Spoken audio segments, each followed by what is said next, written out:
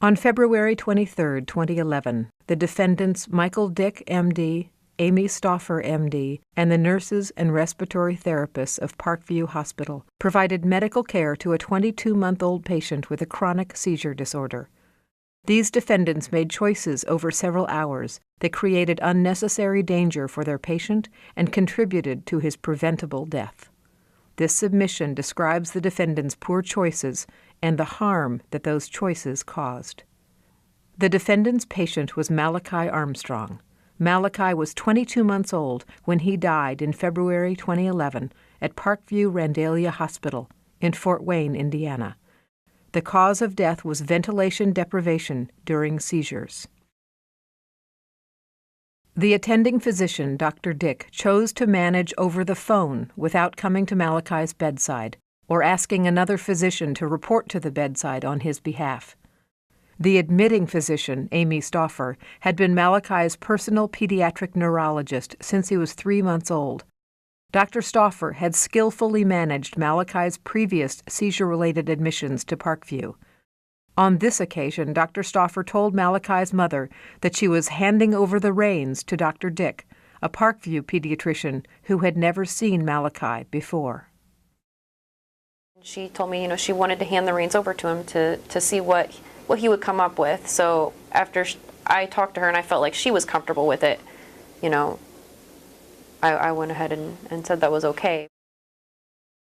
When Malachi began seizing that afternoon, the defendants did not provide the standard of care their patient required. Parkview Hospital Incorporated and doctors Michael Dick and Amy Stauffer violated a fundamental responsibility of medical staff membership as noted in the hospital's bylaws.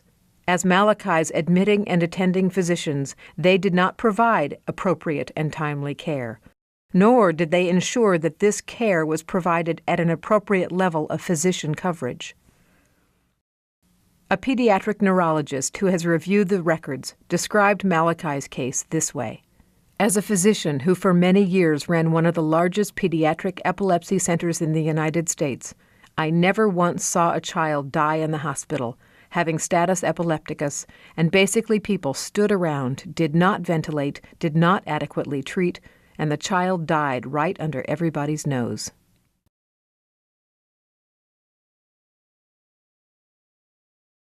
Malachi was born on April 20, 2009. His mother, Katie Armstrong, delivered him by cesarean section. At the time of his birth, he weighed 6 pounds 8 ounces, was healthy, and went home with his mother 3 days later. At the age of 3 months, Malachi had his first seizure, which lasted about an hour and a half. After a second seizure in August, his mother took him to see pediatric neurologist Amy Stauffer, M.D., whose practice was in Fort Wayne at the time.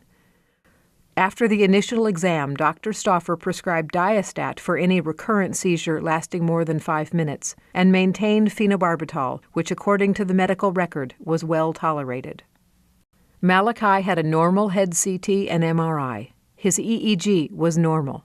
Dr. Stauffer was not able to determine the cause of Malachi's seizure disorder, although there was some information that the child's father had a family history positive for seizures.